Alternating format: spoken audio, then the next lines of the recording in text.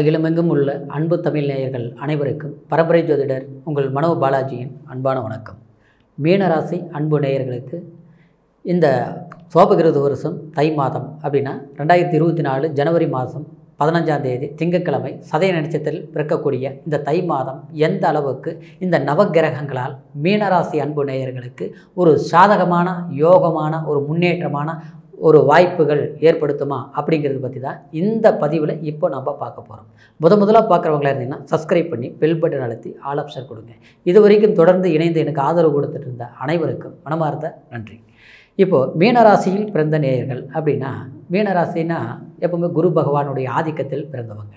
உங்களுடைய ராசி காலச்சக்கரத்தில் 12ஆம் ஸ்தானம் அப்படின்னா, காலபுருஷ தத்துவத்தில் 12ஆம் இடம் அப்படிங்கிறது மறைபொருள் இடம். அப்படின்னா உங்களுடைய எல்லாமே அடுத்தவங்களுக்காக உழைக்கிறது, அடுத்தவங்களுக்காக கொடுக்கறது, அதே மாதிரி ஆன்மீகத்தில் சிந்தனைகள் செலுத்துறது, குறிப்பாக தனக்காக வாழாமல் மற்றவங்களுக்காக நம்ம வாழணும் அப்படின்னு நினைக்கக்கூடிய நிலையில் பிறந்தவங்க தான் மீனராசிக்காரர். ஏன்னா இந்த மீனத்துக்கு அதிபதி குரு. நவக்கிரகங்களையே குரு மாதிரி கொடுக்குறது யாரும் இல்லைங்க. ஏன்னா குரு தான் முழு சுவர். அந்த குரு ஒரு ஜாதகத்தில் நல்ல நிலையில் இருந்தால் தான் அவங்களுக்கு நல்ல விஷயங்கள் நடக்கும் அப்படிங்கிறது ஜோதிட சாஸ்திரத்தில் இருக்கக்கூடிய உண்மை. அப்போது உங்களுடைய ராசிநாதனே குரு பகவானாக இருப்பதனால அப்போ உங்களுக்கு எவ்வளோ பெரிய பாக்கியம் அதெல்லாம் இருக்கட்டுங்க, எல்லா பாக்கியம் இருக்கட்டும். ஆனால் இப்போ நாம் கஷ்டப்பட்டுருக்கிறோமே அப்படிங்கிற ஒரு சூழ்நிலை ஒரு மனசில் உங்களுக்கு ஒரு அழுத்தம் கண்டிப்பாக இருக்கத்தான் செய்யும். காரணம்னா ஒரு விதத்தில் உங்களுக்கு 7.5 சனி ஆரம்ப காலத்தில் நடந்தது, 2ஆம் இடத்துல ராகு சூட்சுமங்கள் இந்த 1.5-2 வருஷ காலமாக உங்களுக்கு பார்த்துட்டோம்னா மன உளைச்சல்கள் அதிகமாக இருக்கும், மன கஷ்டங்கள் அதிகமாக இருக்கும். ஆனால் அந்த நிலையிலிருந்து மாறுதல் கிடைக்குமா, மாற்றங்கள் வருமா அப்படின்னு எதிர்பார்த்த மீனராசி நேயர்களுக்கு இந்த தை மாதம் கிரக அமைப்புகள் உங்களுக்கு சாதகமான வாய்ப்பாக இருக்குது. ஏன் அப்படின்னா ஜென்மத்தில் இருக்கக்கூடிய ராகு குருவோட வீட்டில் தான் இருக்குது. கண்டிப்பாக மோசமானது. ராகுவுக்கு எப்போவுமே சொந்த வீடு இல்லை. எந்த வீட்டில் இருக்குதோ, எந்த ராசியில் இருக்குதோ அந்த ராசிநாதன் மாதிரி அவர் செயல்படுவார். அதாவது ஜென்மத்தில் ராகு, 2ஆம் இடத்தில் குரு. இதுக்கு முன்னால் குரு நிலை சரியில்லைங்க. ஏன்னா குரு வக்கரத்தில் இருந்தது, இன்னொன்று ராகோட சேர்க்கையாக இருந்தது. அதனால் நீங்கள் சில விஷயங்கள் நல்ல விஷயங்கள் பண்ணணும்னு நினச்சி நீங்கள் முயற்சிகள் பண்ணியிருப்பீங்க. ஆனால் திடீர்னு தடைகள் வந்திருக்கு. கிடைக்கிறது நல்லதாகவே கிடைக்கிற மாதிரி இருந்திருக்கும். கடைசியில் பார்த்தா அது கிடைக்கக்கூடியது அப்படியே தடை மாறி தடுமாறி நடக்காமல் கிடைக்காமல் போயிருக்கும். ஏன்னா அது குருவோட ராகு சேர்க்கையினால் இந்த 1.5 வருட காலம் உங்களுக்கு அந்த மாதிரி இருந்திருக்கும். இப்போ ராகுவும் பெயர்ச்சியாகி ஜென்மத்துக்கு வந்தாச்சு. குரு வக்ர நிலையிலிருந்து கடந்த டிசம்பர் 30ஆம் தேதி நிவர்த்தி ஆயிடுச்சு. அப்போ அந்த குரு சுபத்துவமாக இருக்கிறார். அப்போது 2ஆம் இடம் இருக்கிறது, தனஸ்தானத்தில் இருக்கிறது மேன்மையை கொடுக்கும். அதே சமயம் உங்களுக்கு 7ஆம் இடத்தில் இருக்கக்கூடிய கேது பகவான் 8-9ஆம் இடத்தில் உங்களுக்கு சுக்கிர பகவான் இருக்குதுங்க. ஆரம்பத்தில் 4ஆம் தேதி வரைக்கும் தை மாதம். அதுக்கு அப்புறம் அதாவது விருச்சிகத்தில் இருக்கக்கூடிய சுக்கிர பகவான் தனுசுக்கு பெயர்ச்சி ஆகுவார். அதாவது அது பெயர்ச்சியாகி 28ஆம் தேதி மறுபடியும் மகரத்துக்கு பெயர்ச்சி ஆவார். இது சுக்கிரனுடைய இந்த மாதத்தில் இருக்கக்கூடிய நிலை. ஆனால் உங்களுடைய ராசிக்கு 10ஆம் இடத்தில் உங்களுடைய 2ஆம் அதிபதியும் உங்களுடைய பாக்கியாதிபதியும் செவ்வாய் பகவான் உங்களுடைய ராசிக்கு 10ஆம் இடத்தில் சஞ்சரிப்பார் வரக்கூடிய, அதாவது இந்த 22ஆம் தேதி வரைக்கும் இந்த தை மாதம். அதுக்கப்புறம் 11ஆம் இடம் லாபஸ்தானத்துக்கு வருவார். இது அற்புதமான யோகம். சரிங்களா? அடுத்தது பார்க்கும்போது உங்களுடைய ராசிக்கு புதன் 18ஆம் தேதி அதாவது தனுசில் இருப்பார். அடுத்தது மகரத்துக்கு 18ஆம் தேதிக்கு மேலே பயிற்சி ஆவார். இதுதான் கிரக அமைப்புகள். 12ஆம் தேதி அதாவது உங்களுடைய ராசிக்கு 12ஆம் இடத்தில் சனி பகவானும் 11ஆம் இடத்தில் சூரிய பகவானும் இருந்து செயல்படுத்தக்கூடிய மாதம்தான் இந்த மாதம். இந்த மாதத்தை பொறுத்த வரைக்கும் உங்களுக்கு சூரிய பகவான் 11ஆம் இடத்தில் உங்களுடைய 6ஆம் அதிபதி, அதாவது 11ஆம் இடத்தில் லாபஸ்தானத்தில் இருந்தாலும் கண்டிப்பாக உங்களுக்கு கடனாளி கண்டிப்பாக கடன் கட்டக்கூடிய ஒரு தன்மை, ஒரு பிரச்சனைக்குரிய விஷயத்தில் இருக்கக்கூடியவங்க அந்த பிரச்சனைகளை தீர்க்கக்கூடிய ஒரு நிலை ஏற்படும் கண்டிப்பாக. அதே சமயம் உங்களுக்கு கடந்த காலத்தில் தொழில் ரீதியில் ஒரு வேலை வாய்ப்பு சம்மந்தப்பட்ட விதம், வெளியூர் போனாலும் வெளி வட்டாரத்திலிருந்து தொழில் செய்யக்கூடியாத ஒரு நிலைகள் இதெல்லாமே நீங்கள் சந்திச்சிருப்பீங்க. எங்கே போனாலும் நிரந்தரமாக இருக்க முடியல, ஒரு வேலையில் ஒரு வாய்ப்புகளுங்கிறது சரியாக அமைய மாட்டேங்குது. எங்கள் நல்ல ஒரு பவர்ஃபுல்லான ஒரு திறமை கண்ணில் பார்த்தா கையில் செஞ்சு முடிக்கக்கூடிய திறமை இருக்கக்கூடியவங்க தான் மீனராசினியர்கள். ஆனால் எந்த வேலை பார்த்தாலும் அந்த வேலையை நிரந்தரமாக இருக்க முடியாத ஒரு நிலைகள் இருந்திருக்கும். ஆனால் இப்போது உங்களுக்கு ஒரு தொழில் ரீதியிலே ஒரு சொந்த தொழில் பண்ணுறவங்களா இருந்தாலும் சரி, ஒரு வேலைக்கு போகக்கூடியவங்களாக இருந்தாலும் சரி, அதாவது இந்த தொழிலில் இருக்கக்கூடிய அந்த சிக்கல் அந்த பிரச்சனைகள் கண்டிப்பாக தீரக்கூடிய ஒரு காலகட்டம். எதை வச்சு சொல்கிறோம்னா, உங்களுக்கு 2ஆம் அதிபதியும் 9ஆம் அதிபதி பாக்கியாதிபதியும் 10ஆம் இடத்தில் சஞ்சரிக்கக்கூடிய அந்த செவ்வாய் பகவானால் சரிங்களா. ஆனால் உங்களுக்கு அந்த தொழிலில் இருந்த பிரச்சனைகள் விலகும், தொழில் சம்பந்தப்பட்ட சிக்கல்கள் தீரும், தொழிலால் ஏற்பட்ட பாதிப்புகள், தொழிலே முடங்கி போச்சு, என்னால் தொழிலே பண்ண முடியல, ஒன்றுமே இல்லை அப்படின்னு கஷ்டப்பட்டவங்களுக்கு கண்டிப்பாக அந்த கஷ்டங்களை நிவர்த்தி ஆகக்கூடிய நேரமாக இருக்குது. அதே மாதிரி உங்களுடைய ராசிநாதன் ஆச்சுங்களா, உங்களுடைய ராசிக்கு மீன ராசிக்கு 11ஆம் இடத்தில் சூரிய பகவான் இருப்பதனால கண்டிப்பாக உங்களுக்கு இந்த சூரியனால் நன்மைகள், ஒரு வெளிநாடு வெளி ஊர் வெளி பிரயாணம், கடல் கடந்து போக வேண்டிய வாய்ப்புகள், தூரத்தில் போய் தொழில் தொடங்கக்கூடிய ஒரு சந்தர்ப்ப பாக்கியங்கள் இதெல்லாமே மேன்மை தரக்கூடிய ஒரு நிலையாக ஏற்படும். 12இல் சனி எப்போவுமே உங்களுக்கு இந்த 12ஆம் இடத்தில் சனி இருந்துட்டாலும் கண்டிப்பாக இந்த சனியின் பாதிப்புனால் உங்களுக்கு விரயச்சனியாக இருந்தால், அதாவது இந்த குருவோடைய 2ஆம் பார்வை 2ஆம் இடத்தில் இருக்கக்கூடிய நன்மையினால் உங்களுக்கு சுப செலவுகள் பண்ணணும். ஒரு இடம் வாங்கிறது, ஏற்கனவே வாங்கணும்னு நினச்சோம் வாங்க முடியல, வீடு கட்டணும்னு நினச்சோம் கட்ட முடியல, பாதிலே நின்று போச்சு, இடம் வாங்கி கிரையும் பண்ண முடியல, சிக்கலாக இருக்குது அப்படிங்கிறவங்களுக்கெல்லாம் இந்த பிரச்சனைகள் இந்த தை மாதத்தில் தீர்க்கக்கூடிய ஒரு காலகட்டமாக இருப்பதனால கண்டிப்பாக இந்த தை மாதத்தில் இருந்து நன்மைகள் ஏற்படும். அதே மாதிரி பூர்வீக பிரச்சனைகள், சொத்து வம்பு வழக்கு கச்சேரி கோர்ட்டு சிக்கல் தீரவே மாட்டேங்குது, பிரச்சனை தீரவே மாட்டேங்குது, சொத்து இருக்குது அணுவிக்க முடியல, அந்த இடத்துல இருக்க முடியல, ஏதோ ஒரு விதத்தில் சிக்கல்கள் உருவாக்கிட்டு இருக்கிறாங்க, வம்பு வழக்காக போயிட்டு இருக்குது, கோர்ட்டில் கேஸ் நடந்துகிட்டே இருக்குது, தீர்ப்பு கிடைக்கல அப்படிங்கிறவங்களுக்கு கண்டிப்பாக இந்த தை மாதத்தில் இருந்து பிரச்சனைகள் தீரக்கூடிய ஒரு காலகட்டங்கள் நெருங்கும்.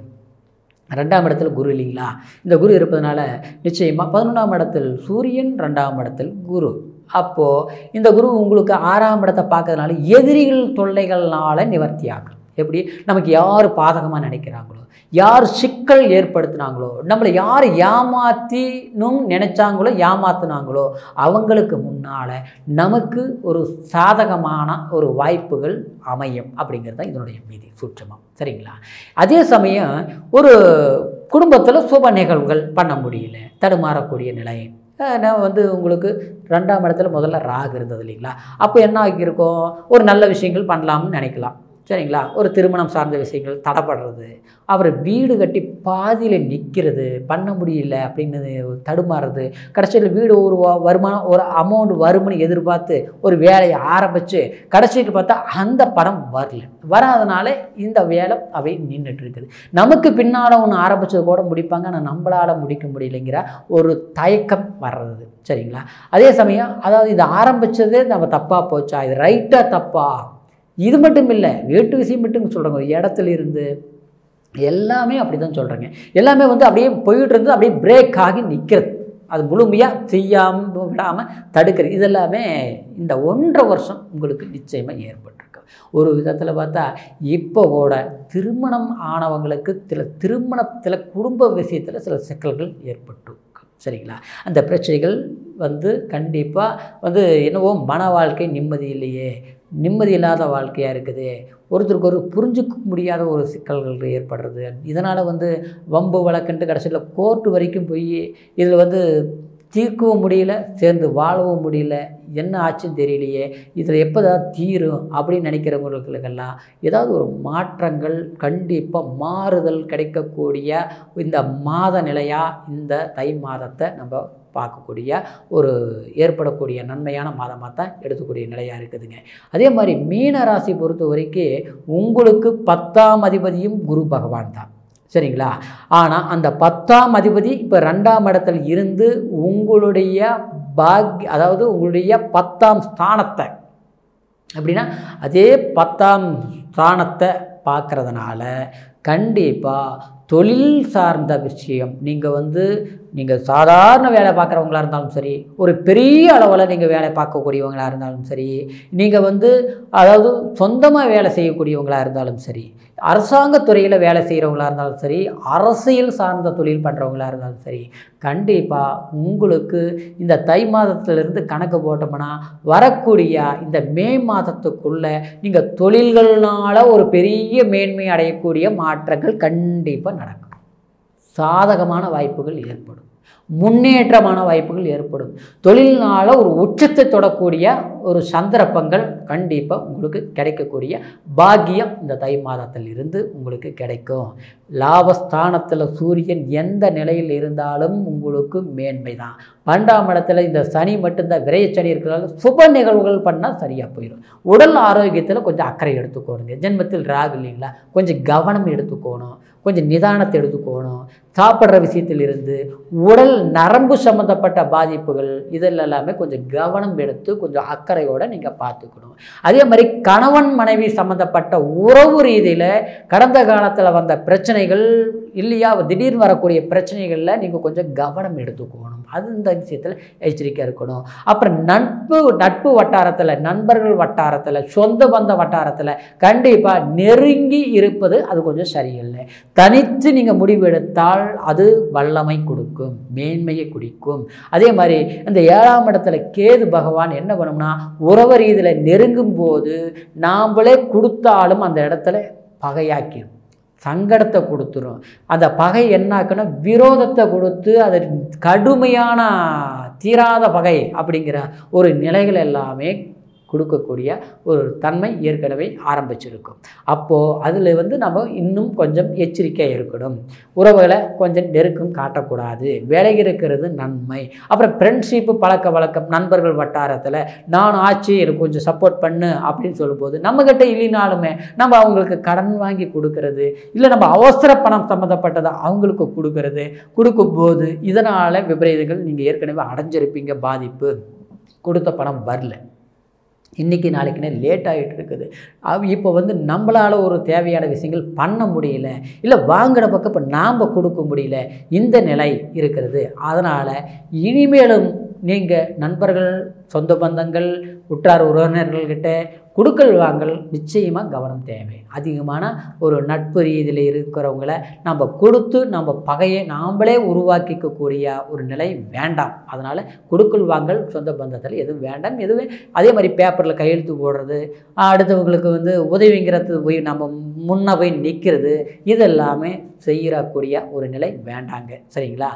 இது இந்த நிலைப்பாடுகள் இருந்தாலும் இந்த தை மாதத்தை பொறுத்த வரைக்கும் தனிச்சையாக சுயமாக நீங்களாக யோசித்து ஒரு முடிவெடுத்து எது பண்ணலாம் அப்படின்னா தொழில் சார்ந்த விஷயங்கள் பண்ணுங்கள், வேலை சார்ந்த விஷயங்கள் பண்ணுங்கள்.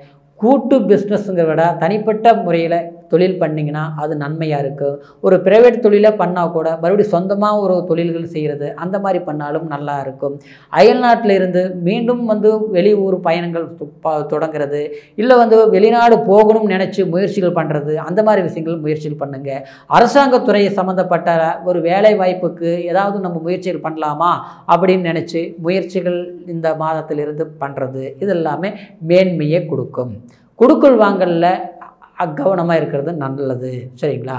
அடுத்து பார்த்தோம்னா புத்திர பாக்கியங்கள் தடைப்பட்டவங்களுக்கு கண்டிப்பாக உங்களுக்கு இந்த 7ஆம் இடத்தில் இந்த கேது இருக்கக்கூடிய இந்த தை மாதமாக இருக்கிறதுனால உங்களுடைய பிறப்பு ஜாதகத்தில், அதே மாதிரி முன்னோர்கள் திருமண தடை சம்பந்தப்பட்ட குறைபாடுகள் இருக்கிறவங்களுக்கு உங்களுடைய இந்த தை மாதமாக இருக்கிறதுனால உங்களுடைய பிறப்பு ஜாதகத்தை ஒரு முறை பார்த்து உங்களுடைய லக்னம் என்ன ராசி என்னன்னு தெரிஞ்சுக்கிட்டு இந்த தை மாதம் அமாவாசைக்கு என்ன கோயிலுக்கு போகணும், என்ன பரிகாரம் பரிகாரங்கள் பண்ணணும் தெரிஞ்சுட்டு அந்த மாதிரி நீங்கள் முயற்சிகள் பண்ணும்போது கண்டிப்பாக உங்களுக்கு மீண்டும் ஒரு அருமையான ஒரு யோகங்கள், தடப்பட்ட விஷயங்கள், சாதகமான அமைப்புகள் அமையுங்க. சரிங்களா?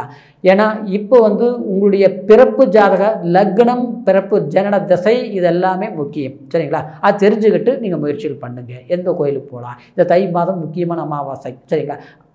முன்னோர்களுக்கு செய்ய வேண்டிய சில தடைகள் கூட இருந்ததுன்னா, பித்ருக்கள் பரிவர்த்தனை இருந்தாலும் அது உங்கள் ஜாதகத்தில் இருக்குதா இல்லையான்னு தெரிஞ்சுக்கணும். தெரிஞ்சுக்கிட்டு அதில் நிமோசனம் பண்ணும்போது கடந்த காலம் நம்ம மாறி மாறி கஷ்டங்களே அனுபவிச்சுட்டு இருக்கிறோமே, இது எதனால் அப்படின்னு கூட சில பேர் தத்தளிச்சுட்டு இருக்கலாம். அதனால் உங்களுடைய பிறப்பு ஜாதகத்தை ஒரு முறை பார்த்துக்கோங்க. நீங்கள் எங்கிட்ட பார்க்கணும்னு நினச்சிங்கன்னா கீழே இருக்கிற நம்பருக்கு ஃபோன் பண்ணி பிறந்த தேதி, பிறந்த நேரம், பிறந்த ஊர் இதை மூணையும் தெரியப்படுத்தி உங்களுடைய முழுமையான பலன்கள் தெரிஞ்சுக்கிட்டு அதாவது அதுக்கு உண்டான முயற்சிகள் பண்ணுங்கள். கண்டிப்பாக உங்களுடைய வாழ்க்கை கண்டிப்பாக மேன்மையை கொடுக்கும். உங்களுடைய வாழ்வாதாரம் பெரும் மகிழ்ச்சியை கொடுக்கும். இந்த பொங்கல் நல்வாழ்த்துக்களோட மீண்டும் அடுத்த பதிவில் சந்திக்கிற வரைக்கும் நன்றி, வணக்கம்.